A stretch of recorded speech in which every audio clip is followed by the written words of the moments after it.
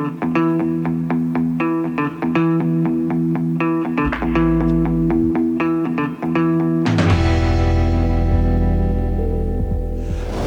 and welcome to the first episode of the new Collecting Cars channel.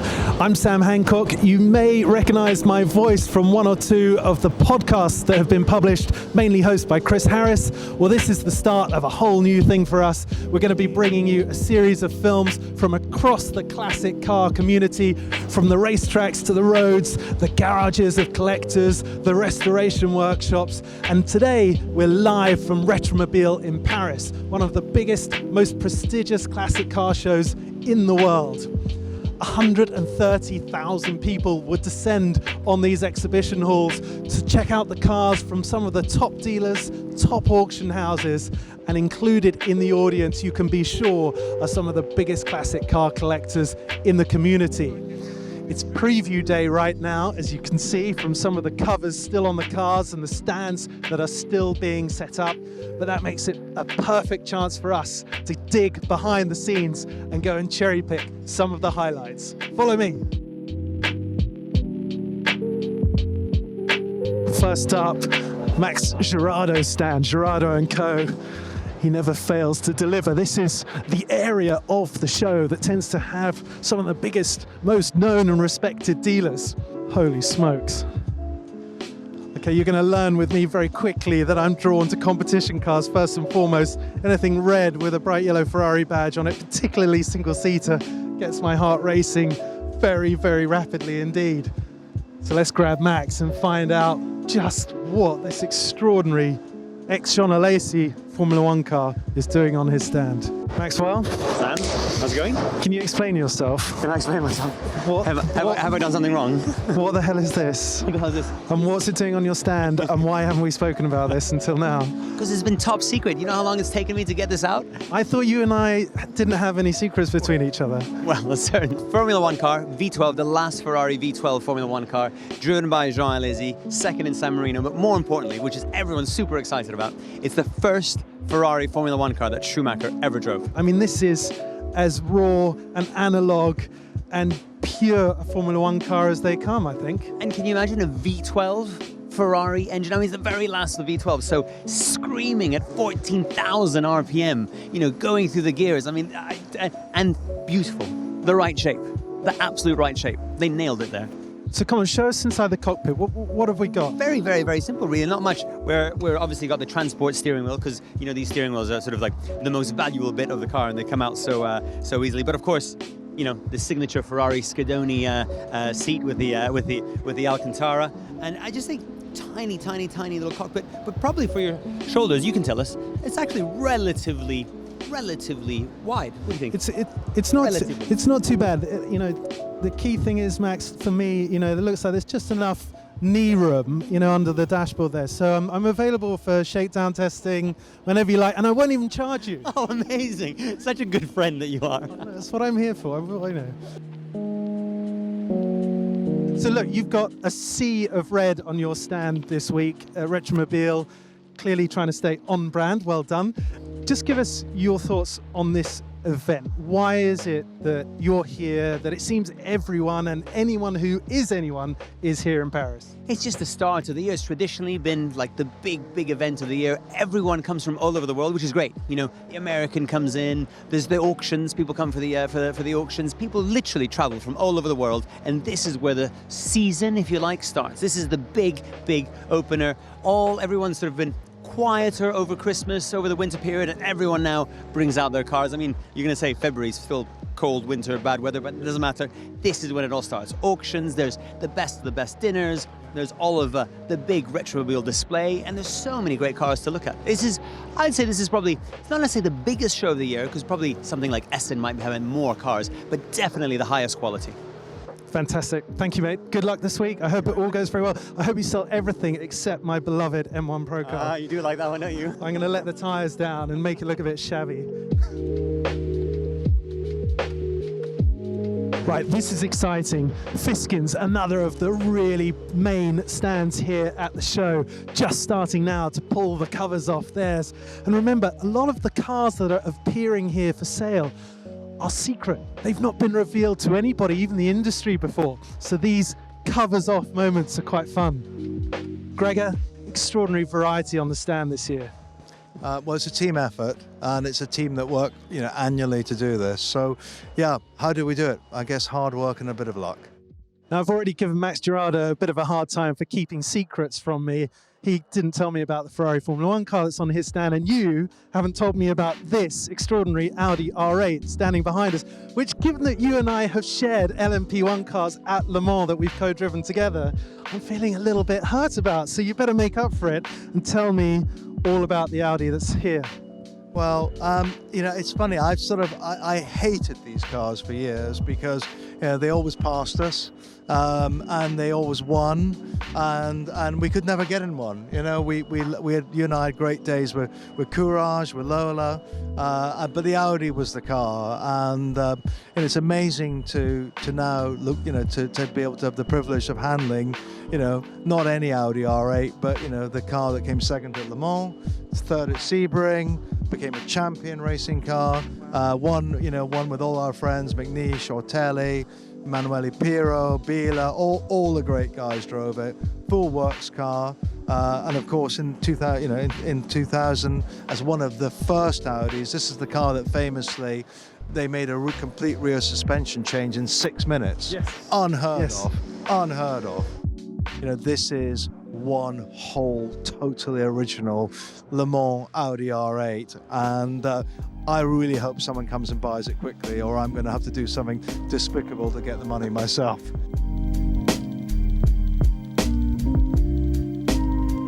Okay, another of the biggest players here. We're on Simon Kiston's stand. And Simon, you're reasonably new to Retromobile. I think, third year running here for you on your stand? Second year. We're virtual Retromobile virgins. Now, I almost don't recognize yours this year because where are all the Lamborghinis? Where's the Miuras? Well, you know the old saying, if you can see the bandwagon disappearing, it's too late to jump onto it. We've left everybody else this year to show the Miuras that we had last year. It worked very well for us. We wanted to make a statement for our first Retromobile. It also was relevant because we're about to launch the Miura book, which, by the way, still isn't out, but will be soon. This year we decided to have a more varied stand. The Aston Martin Db4 Zagato is center stage. That's a car that we're unveiling here for the first time. We have a selection of Ferraris from the 1950s and 60s on the other side, and here a rather eclectic selection of Lancia, Aston Martin Le Mans car from the 1930s that used to belong to Nick Mason for many years. This car, which is also being revealed here today for the first time. Well, okay, now you helped me a minute ago by picking out one or two cars from your stand, because I've been struggling to choose my own highlights. And then I came onto your stand a minute ago and I thought, where are we going to begin? But you mentioned the Db4 Gt Zagato, so show us around. One of the 19 original Db4 Zagatos built between 1960 and 1963. This was effectively Ferrari's answer to a car that you've raced before, the 250 short wheelbase. Of course, no sooner than the 250 short wheelbase had competed against these than Ferrari brought out the 250 GTO, and then it was all over for the Aston Martin Db4 Zagato. But it remains arguably Aston Martin's GTO. We've decided, as you can see here today, to try to recreate that same Geneva show look from almost 60 years ago. And as you can probably tell, that is, and not just because it's the most expensive, my favorite car here on the stand today. Now, before you make the mistake of assuming that Retromobile is all about $10 million motor cars, think again, because behind me is just a small portion of the vast quantity of Automobilia stands selling photographs, artwork, original handbooks and manuals, toolkits, signage, spare parts, you name it. Anything and everything related to the wonderful world of classic cars is under this Parisian roof.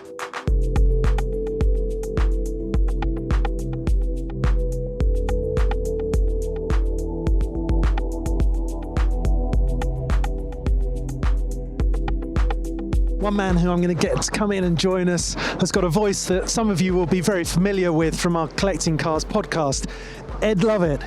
Now come on then, Mr. Wheeler Dealer. Try and be Wheeler Dealer. Try and be professional for a second, and with your expert's dealer hat on, what here stands out or floats your boat? You give us a little tour. Our Curial's always got such an eclectic mix of cars, and I looked at this in the catalogue online. V12, really late model car, VT, manual gearbox, super cool colour. This is going to do well. From the other Italian house, Ferrari 550 Maranello, manual gearbox. These were 150,000 euros a couple of years ago. This is selling at no reserve this weekend. No reserve on this? 60 to 80,000 euros. It might hammer at 40,000 euros, who knows? No reserve again. That's the thing with, these auctions now, that more and more cars are no reserve, and that really brings the audience in. It's fun. Everyone can have a bid. Who knows, you might buy a Ferrari for 10,000 euros. Do you think that that's something that is feared, though, by some of the sellers? Because it's all very well convincing them that they've got to go no reserve in order to get interest on their lot. But how many of them get caught out when their car has to go for a bargain basement price? I think it's a good question. There's no doubt the experienced auction houses know how to sell no reserve to the consigners. America, they've got a huge volume of intake of people wanting to sell their cars. So pretty much any car under $250,000, they'll only take if it's no reserve. And actually, to come to an auction with too many cars at reserve and the sale-through rate being 20 or 30% is a terrible result for the market and the auction house. So having the cars at no reserve brings the crowds in, and people do start bidding and getting overexcited, which is how an auction works. Brilliant. Thanks, Ed. No problem.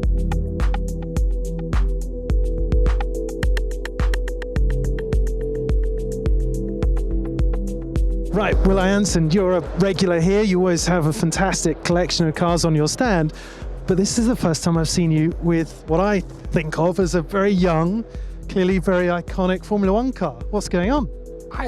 Listen, I think, if we're all passionate about these cars, and we can't deny the fact that the direction's going towards more modern cars, and I think part of that is the chance it's becoming easier to use them. So the car we're selling is Heinz-Harald Frenzen's car from the 97 season.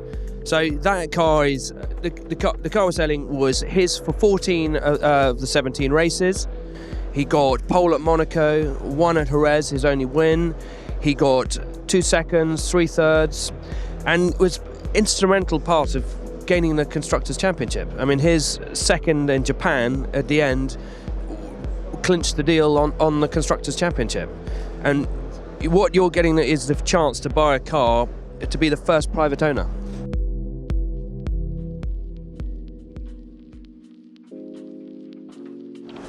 Hello and welcome to day 2 here at Retromobile. Well, it's actually day 1 as far as the public are concerned, which is why this place is flooded with visitors compared to yesterday's preview and press day. But we're starting off at one of the absolute highlight stands of the entire hall, and that is Lucas Hooney. Very reputable, well-established dealer. In recent years, he's had a fleet of Ferrari short wheelbases on this stand, and this year's theme is the best of the best pre- and post-war competition Alfa Romeos.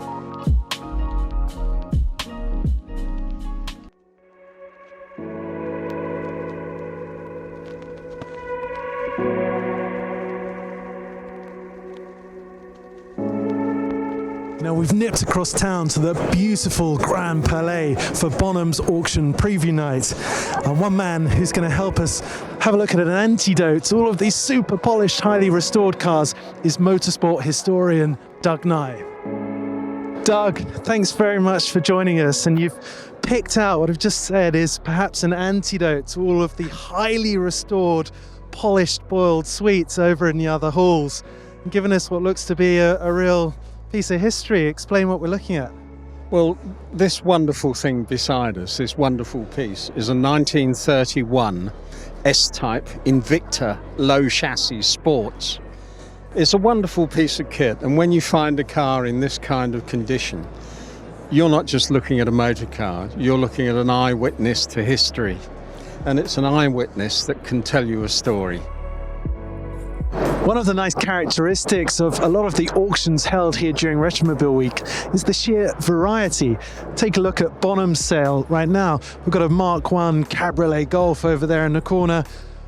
Something that appeals to me just over my left shoulder is the Ferrari 365 GT4 2+2. I'm sure Porsche enthusiasts among you might have spotted the red 993 RS, and on the far side of this grand hall are plenty of priceless pre-war sports cars.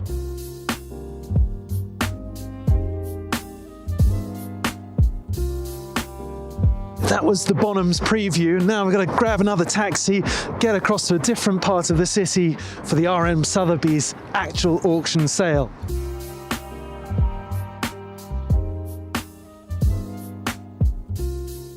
Here we are in Place Vauban for the RM Sotheby's auction. This is one of the key highlights of the whole Retromobile week. Follow me.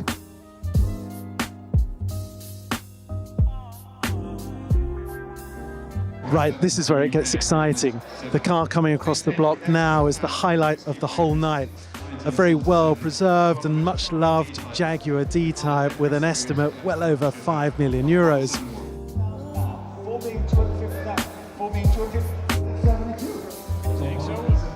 So that's very interesting. That's a no sale at $5,400,000, which it bid to.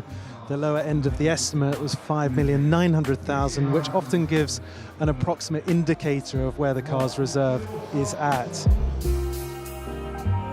So one guy who's obviously watching tonight's proceedings very, very closely is Peter Haynes from RM Sotheby's. How do you think it's gone? Actually, it's been a pretty good night. We're not going to know the numbers until the end of the sale, and we can take a proper look at what the sell-through has been and the numbers that we've done. But the first half of the sale, it got off to a really strong start. Some of the big cars have gone. The 904 Porsche has gone. This Gullwing has gone. And there are others. The BMW 507 made really strong money. So that's all been terrific. You featured you spoke about the D-Type earlier. That didn't. But you know, when you start getting into the realms of £5-6 million cars, Euro cars, there are a really small number of people in the world, enthusiasts, that want to buy that car. So when a car like that comes onto the market, that really small community of people they've got to want it at that moment and have the money to spend at that moment. If they don't, it might not sell. And tonight we were unlucky. Thanks very much.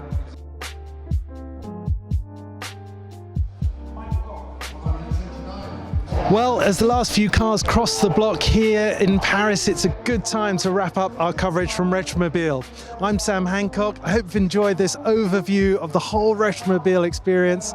And be sure to subscribe and hit the notifications bell to make sure you're alerted when we post a new video. And of course, do check out the Collecting Cars podcast and the auction platform at collectingcars.com. We'll see you next time.